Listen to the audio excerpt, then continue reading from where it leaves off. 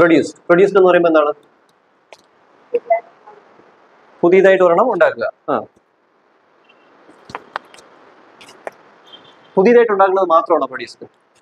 വേറെ ക്രിയേറ്റ് ചെയ്യുക അല്ലെ? ക്രിയേറ്റ് പറയാമല്ലോ, എഴുതിക്കോ. Produced, create.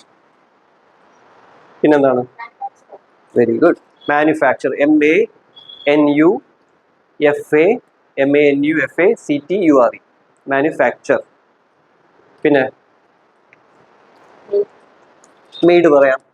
മെയ്ഡ് എഴുതിക്കോളൂ. മെയ്ഡ്, മേക്കും, രണ്ടും ഫാസ്റ്റ് ആണല്ലോ. പ്രസന്റും. ഡെവലപ്ഡ് പറയാം. അടുത്ത വേർഡ് എവിഡൻസ്. എഴുതിക്കോ മോനെ, എവിഡൻസ്. Very good. എവിഡൻസ് എന്ന് പറഞ്ഞാൽ എന്താണ്?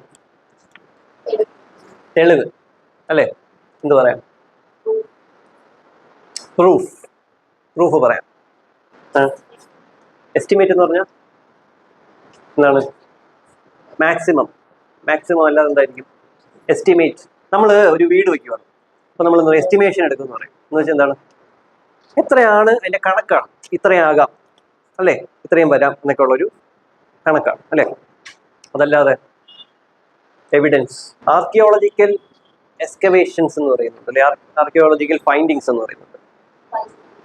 ഫൈൻഡിങ്സ്, എല്ലാ ഫൈൻഡിങ്സും എവിഡൻസ് ആവണമെന്നില്ല. ആർക്കിയോളജിക്കൽ ഫൈൻഡിങ്സ് എന്ന് പറയുന്നത് എന്താണ്? എവിഡൻസ് ആയിക്കൂടെ? എക്സാമ്പിൾ ആയിക്കൂടെ? Archaeological findings. ഫൈൻഡിങ്സ് എന്ന് പറയുന്നത് എന്താണ്? ഇൻവെൻഷൻ. ഫൈൻഡിങ്സ് എന്ന് വെച്ചാൽ കണ്ടുപിടുത്തം. എഴുതിക്കോ. ഇൻവെൻഷൻ്റെ കൂടെ എഴുതുക. നമ്മുടെ ഇൻവെൻഷൻ അല്ലേ നമ്മൾ നേരത്തെ എഴുതിയ? ഇൻവെന്റഡ്. അതിൽ ഫൈൻഡിങ്സ് പറയാം. അടുത്ത വേർഡ് എന്താണ്? ഡിക്ലൈൻ. Very good. എഴുതിയോ. Decline, DECLINE, decline. ഡിക്ലൈൻ എന്ന് പറഞ്ഞാൽ എന്താണ്? റിജക്റ്റ് ഒരു എക്സ്ട്രീം എൻഡിൽ വേണമെങ്കിൽ പറയാം. പറയാം. Very good. ഡിക്ലൈൻ എന്ന് പറഞ്ഞാൽ റിജക്ട് ചെയ്തെന്നുള്ള അർത്ഥമുണ്ട്. ഡെഫിനറ്റ്ലി. Very good boy. അത് ഞാൻ ഓർത്തില്ല. ഡിക്ലൈൻ എന്ന് പറഞ്ഞാൽ കുറയുകയാണ്. അതുകൊണ്ട് നമ്മൾ റിജക്ട് ചെയ്യുക. ഒരു പ്രപ്പോസൽ ഡിക്ലൈൻ ചെയ്തു എന്ന് വെച്ചാൽ എന്താണ്? റിജക്റ്റ് പറയാം. Very good. പിന്നെ ഡിക്ലൈൻ എന്ന് പറയുമ്പോൾ എന്താണ്? ഡിക്രീസ് പറയാം. കുറയുവാണ് അല്ലേ, ഡിക്രീസ് പറയാം. ഡൗൺവേർഡ്സ് പറയാം. ഫോളും പറയാം. Decline, fall. ഡൗൺഫോൾ പറയാം.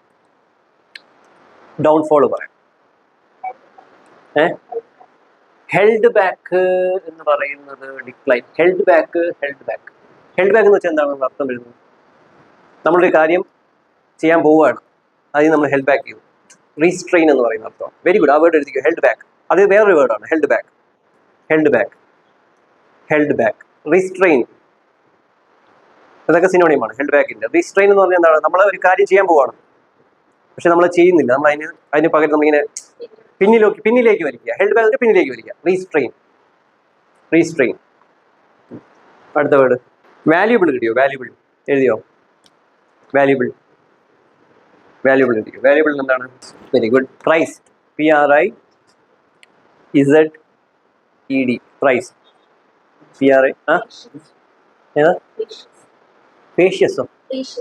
Precious, PRECIOUS, precious. Very good. Precious. പിന്നെ പ്രഷ്യസ് ആണ് നമ്മുടെ ഇതിലുള്ളത്, പാസേജിലുള്ളത് അല്ലേ. വാല്യൂബിൾ, പ്രൈസ്ഡ് വരാം, പ്രഷ്യസ് വരാം. പിന്നെ വേർത്തി, WORTHY, വേർത്തി എന്ന് വെച്ചാൽ എന്താണ്? ഭയങ്കര വേർത്തുള്ളത്, വിലപിടി. സെക്ഷൻസ് എന്ന് വെച്ചാൽ എന്താണ്? ഡിവിഷൻ. പോർഷൻസ് പറയാം. പിന്നെ പാർട്സ്, പീസസും പറയാം. അടുത്ത വേർഡ് ട്രാൻസ്പോർട്ടിന് എന്ന് പറയും? ഷിഫ്റ്റഡ് പറയാം. ഷിഫ്റ്റ് പറയാം അല്ലേ. ക്യാരിഡ് പറയാം. ഏതാ? Conquered transport. കോൺക്വർ എന്ന് വെച്ചാൽ എന്താണ്? കോൺകേർഡ്, പിടിച്ചെടുക്കുക. അതിനെന്ത് പറയാൻ പറ്റും? കോൺക്വേർഡിന് സിനോണിം ക്യാപ്ചർ.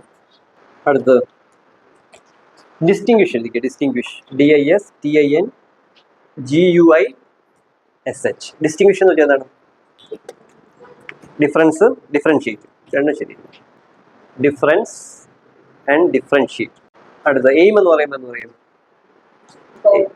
ഗോൾ. ഫോക്കസ് ചെയ്താലേ നമുക്ക് എയിം കിട്ടുള്ളൂ. ടാർഗറ്റ് പറയാം. ബിഹേവ് ബിഹേവ് മര്യാദ പെരുമാറ്റം ബിഹേവ് അതിന് നമ്മൾ എന്താ പറയും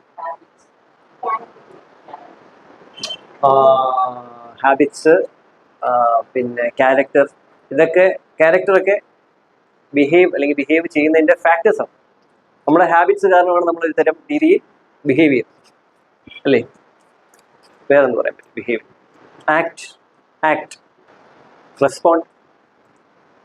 റെസ്പോണ്ട് പറയാം അഫക്റ്റ് AFFECT അഫക്റ്റ് അഫക്റ്റ് എന്താ പറയാം അഫക്റ്റ് അടുത്ത വേർഡാണ്